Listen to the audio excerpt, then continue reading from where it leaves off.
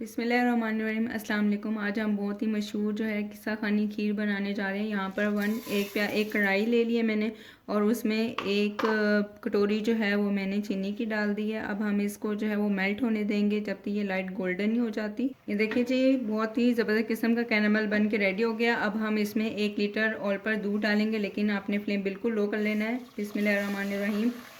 अब हम जो है दूध को पका लेंगे हाई फ्लेम के ऊपर जब तक ये गाढ़ा नहीं हो जाता। ये देखिए जी, पानी जो है वो बॉयल होना शुरू हो गया है और यहाँ पर जो है वो मैंने चावल जो है 2 घंटे पहले एक प्याली जो है वो भिगो के रख दिए थे। अब ये चावल जो है हम इनको गर्म पानी में डालेंगे और इनको बॉईल कर लेंगे। फुल आपने इसको ना बॉईल कर लेना है। ये देखिए जी, चावल जो है वो बॉईल हो गया। अब हम इसको छान लेंगे और एक प्लेट में निकाल लेंगे। अब यहाँ पर मैंने ब्लेंडर ले लिया, उसमें ये उबले हुए जो है हम चावल शामिल करेंगे। बिस्मिल्लाहिर्रहमानिर्रहीम। 1 कप आपने शामिल करना है, ज़्यादा नहीं शामिल करने। मैंने इसमें शामिल कर दिया। अब बिस्मिल्लाहिर्रहमानिर्रहीम इसमें जो है वो 1 कप ही जो है वो दूध डाल देंगे, छोटे वाला, और हम इसको जो है ना ब्लेंड कर लेंगे।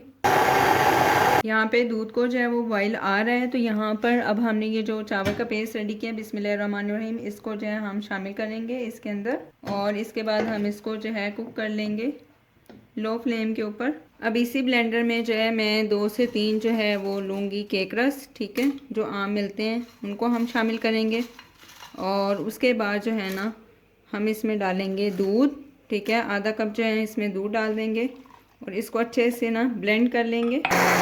अच्छा जी, अब जो है ना खीर जो है हमारी हल्की हल्की आंच पे जो है वो बन रही है। अब जो हमने केक रस और मिल्क पाउडर केक रस और दूध हमने ग्राइंड किया ना, वो हम इसमें शामिल करेंगे और इसको जो है ना अब हम पकने देंगे खीर को जब तक ये जो है गाढ़ी नहीं हो जाती और यकजा नहीं हो जाती। ये देखिए जी, खीर जो है वो हमारी बिल्कुल तैयार होने के करीब है। इस टाइम जो है ना खीर नीचे लगेगी, तो आपने मुसलसल जो है वो चम्मच हिलाते रहना है।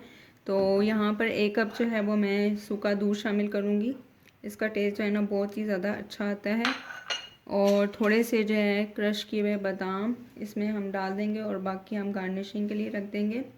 अब आपने इसको मीडियम फ्लेम के ऊपर जो है ना तकरीबन 5 से 10 मिनट के लिए पका लेना और आपके साथ में मैं फाइनल लुक शेयर करती हूँ।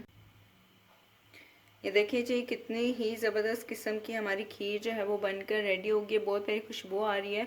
आपने जो है इसको लाजमी ट्राई करना है और मुझे कमेंट बॉक्स में बताना है आपको मेरी रेसिपी कैसी लगी है। खुश रहें, आबाद रहें, दुआओं में याद रखिएगा। अल्लाह हाफिज़।